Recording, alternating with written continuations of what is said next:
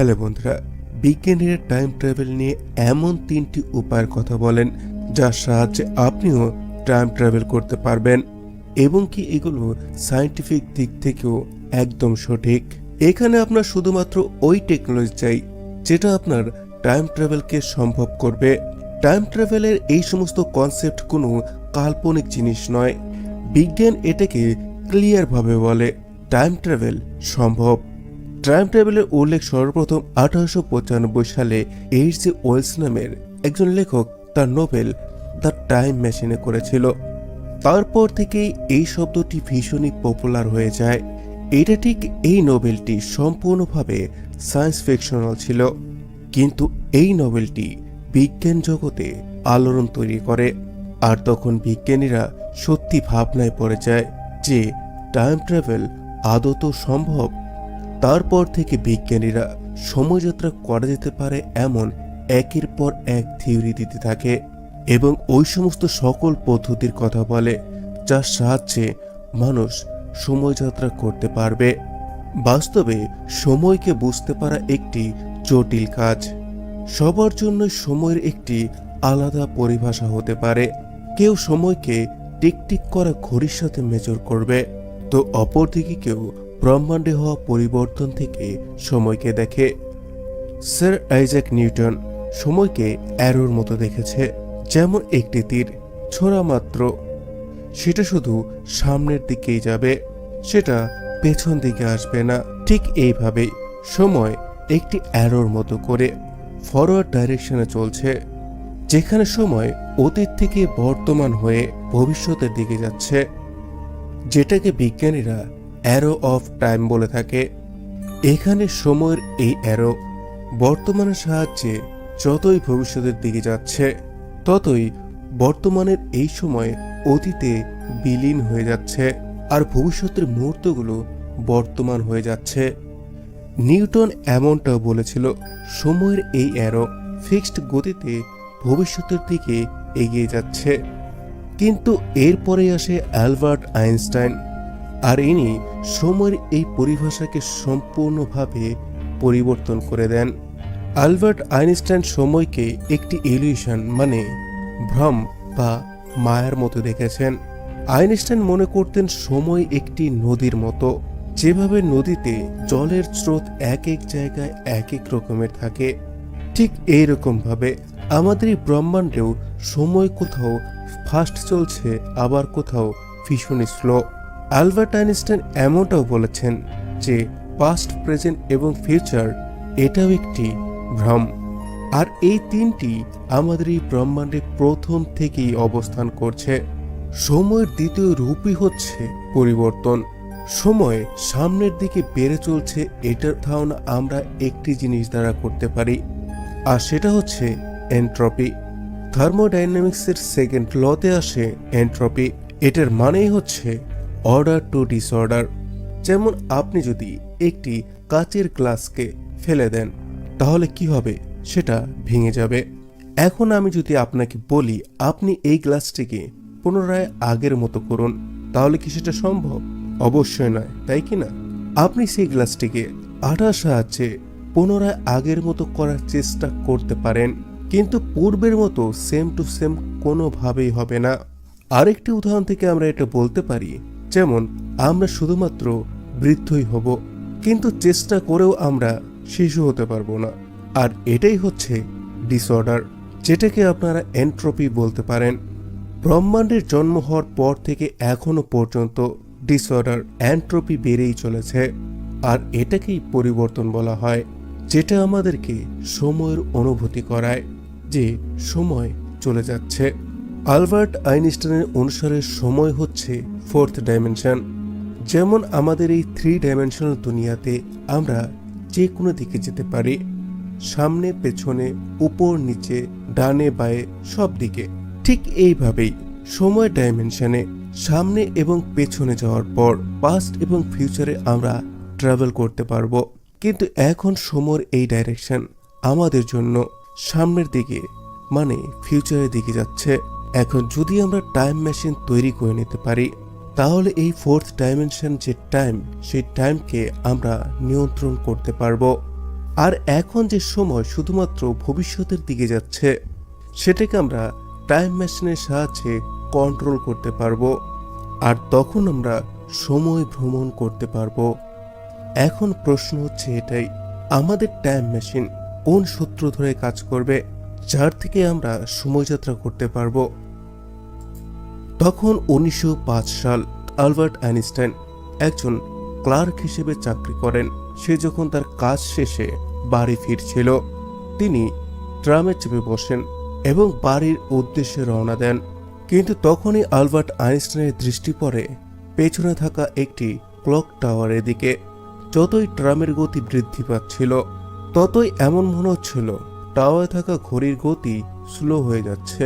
Albert Einstein তার ভাবনার সীমাকে বৃদ্ধি করেন এবং এই কল্পনাকে একটি নেক্সট লেভেলে নিয়ে যান। তিনি এমনটাই কল্পনা করেন, কি হবে যদি এই ট্রাম এখন আলোর গতিতে ছুটতে থাকে। আইনস্টাইনের এই কল্পনা ভবিষ্যতের বিজ্ঞানের চিন্তাধারাকে সম্পূর্ণভাবে পরিবর্তন করে দেয়। আলবার্ট আইনস্টাইন এমন কিছুর খোঁজ করে নিয়েছিল যেটা বিজ্ঞান জগৎকে হিলিয়ে দিয়েছিল। এখনো পর্যন্ত টাইম ট্রাভেল শুধুমাত্র গল্প কাহিনীর মধ্যে সীমাবদ্ধ ছিল, কিন্তু আইনস্টাইনের এই খোঁজটি হওয়ার পর মানুষজন টাইম ট্রাভেলকে বাস্তব বলে ভাবতে শুরু করে। ট্রেনের ভেতরে সময় থেমে গিয়েছে, কিন্তু ট্রেনের বাইরে সময়ের গতি ভীষণই বেড়ে গিয়েছে। আইনস্টাইন এমনটাই মনে করতেন, যতই আমরা দ্রুত গতিতে ছুটতে থাকব, ততই আমাদের জন্য সময়ের গতি স্লো হতে থাকবে। এখন এটা কিভাবে সম্ভব? আসুন একটি থট এক্সপেরিমেন্টের মাধ্যমে বোঝার চেষ্টা করি।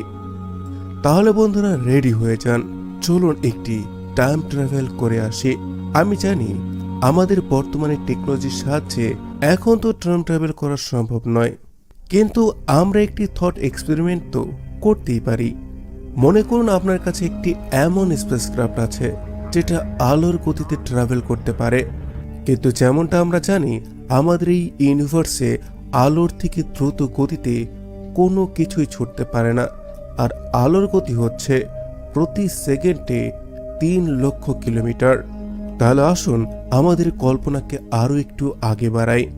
মনে করুন আপনার কাছে দুটি একই রকমের ঘড়ি আছে, যার মধ্যে একটি ঘড়িকে আপনি আপনার স্পেসশিপের মধ্যে রেখে দিলেন এবং দ্বিতীয় ঘড়িকে আপনি ঘরের মধ্যে রেখে দিলেন, এবং এই দুটি ঘড়ির মধ্যেই আপনি ডেট আর টাইম সেম রাখলেন।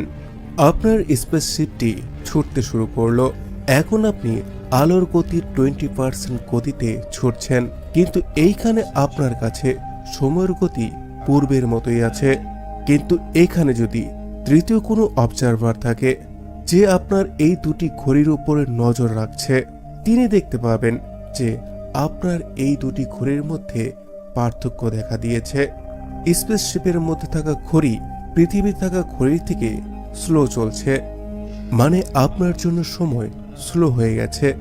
যতই স্পেসশিপের গতি বাড়তে থাকবে, ততই পৃথিবীতে থাকা ঘড়ির গতিও বাড়তে থাকবে, আর স্পেসশিপের মধ্যে থাকা ঘড়ি সেটা স্লো হতে থাকবে। অবশেষে যখন স্পেসশিপটি আলোর গতির প্রায় কাছাকাছি পৌঁছে যাবে, তখন তৃতীয় যে অবজারভার আছে সে দুটি ঘড়ির মধ্যে বিশাল পার্থক্য দেখতে পাবে। তখন সে দেখবে যখন ওই স্পেসশিপের মধ্যে মাত্র 5 মিনিট হচ্ছে, ততটা সময়ের মধ্যেই পৃথিবীতে 2 দিন পার হয়ে গিয়েছে। আর আপনি যদি আলোর এই গতিতেই 2 দিন পর্যন্ত ট্রাভেল করতে থাকেন, তো এইটুকু সময়ের মধ্যেই পৃথিবীতে 19 মাস পার হয়ে যাবে। আর এইখানে মজার বিষয় হচ্ছে এটাই, স্পেসশিপে থাকা আপনার জন্য সময়ের গতি নর্মালি থাকবে এবং পৃথিবীতে থাকা সাধারণ মানুষের জন্য সময়ের গতি নর্মালি থাকবে। আপনি এবং কি পৃথিবীতে থাকা মানুষজন এটা বুঝতেই পারবে না সময়ের গতির মধ্যে পরিবর্তন হয়েছে। কিন্তু তৃতীয় যে অবজারভার, যে আপনাদেরকে ফলো করছে, সে সময়ের এই পার্থক্য পরিষ্কার বুঝতে পারবে। এখন যদি আপনি এই গতিতে 1 সপ্তাহ পর্যন্ত আপনার স্পেসশিপকে চালাতে থাকেন, তাহলে আপনার জন্য তো শুধুমাত্র 1 সপ্তাহই অতিক্রম হবে, কিন্তু পৃথিবীতে এই সময়ের মধ্যে 11 বছর অতিক্রম হয়ে যাবে। আর আপনি যদি এইভাবেই 1 বছর পর্যন্ত স্পেসে ট্রাভেল করতে থাকেন, তাহলে এই সময়ের মধ্যে পৃথিবীতে 572 বছর অতিক্রম হয়ে যাবে। আর আপনি যদি এই গতিতে 5 বছর পর্যন্ত স্পেসশিপে ভ্রমণ করতে থাকেন, তাহলে পৃথিবীতে 2860 বছর অতিক্রম হয়ে যাবে। লাগাতার 5 বছর পর্যন্ত স্পেসে ট্রাভেল করার পর আপনি যখন পৃথিবীতে ফিরে আসবেন, তখন আপনি অনুভব করতে পারবেন যে আপনি সময়ে কতটা ভবিষ্যতে গিয়েছেন। আপনি টাইম ট্রাভেল করেছেন।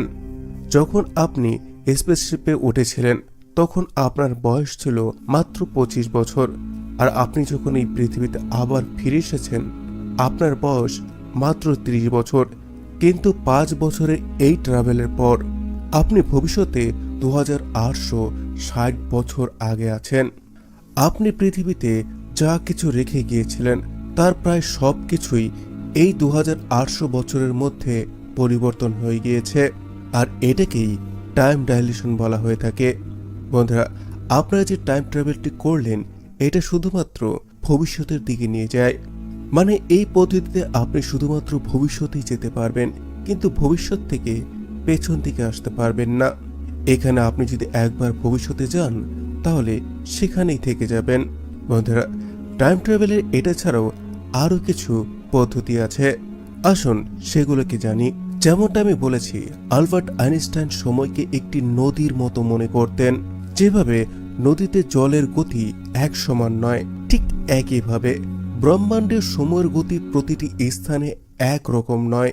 আর ব্রহ্মাণ্ডে সময়কে যে সবথেকে বেশি প্রভাবিত করছে, সেটা হচ্ছে গ্র্যাভিটি। আইনস্টাইন এমনটাই মনে করতেন, যেখানে গ্র্যাভিটির প্রভাব যতটা বেশি, ওইখানে সময় ধীর গতিতে চলে, এবং যেখানে গ্র্যাভিটি কম হয়ে থাকে, সেখানে সময় দ্রুত গতিতে বয়ে চলে। যদি আমরা আমাদের সৌরমণ্ডলের কথাই বলি, তাহলে এইখানে থাকা সব গ্রহতে সময়ের চাল এক এক রকম হবে। যেমন সূর্য আর বৃহস্পতি গ্রহে সময় কিছুটা স্লো গতিতে চলছে, কিন্তু জুপিটার আর সূর্যের গ্র্যাভিটি এতটা অধিক নয় যে তারা সময়কে অধিক প্রভাবিত করবে। এর জন্যই আমরা সূর্য আর পৃথিবীর সময়ের মধ্যে অধিক পার্থক্য দেখতে পারবো না। কিন্তু আমাদের এই ব্রহ্মাণ্ডে সূর্যের থেকে লাখো কোটি অধিক ভারী অবজেক্ট আছে, যেটা সময়কে ভীষণভাবে প্রভাবিত করছে। আইনস্টাইন ব্ল্যাক হোলকে ন্যাচারাল টাইম মেশিন মনে করতেন, কারণ ব্ল্যাক হোলের গ্র্যাভিটি এতটাই তীব্র যে এটা আলোকেও 360 ডিগ্রি পর্যন্ত ঘুরিয়ে দিতে পারে। আপনি যদি ব্ল্যাক হোলের কাছাকাছি মাত্র 1 ঘন্টাও থাকেন, তার মধ্যেই পৃথিবীতে কয়েক বছর অতিক্রম হয়ে যাবে।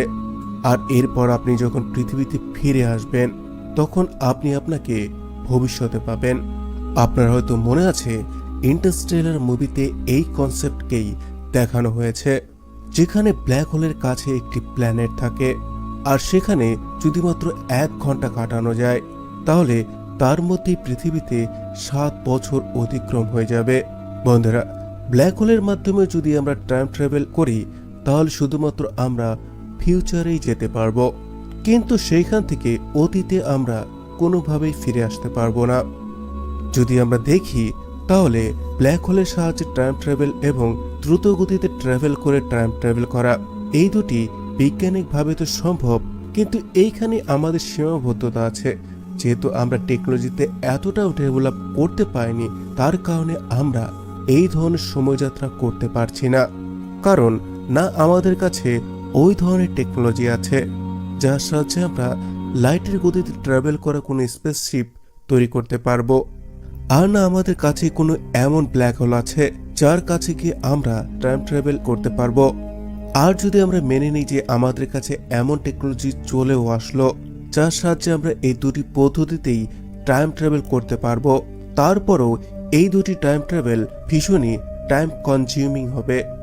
এই ধরনের মেথডে আমরা টাইম ট্রাভেল করার জন্য সম্পূর্ণভাবে টাইম ডাইলেশনের ওপরে নির্ভর থাকব, আর আমরা শুধুমাত্র ভবিষ্যতেই যেতে পারবো।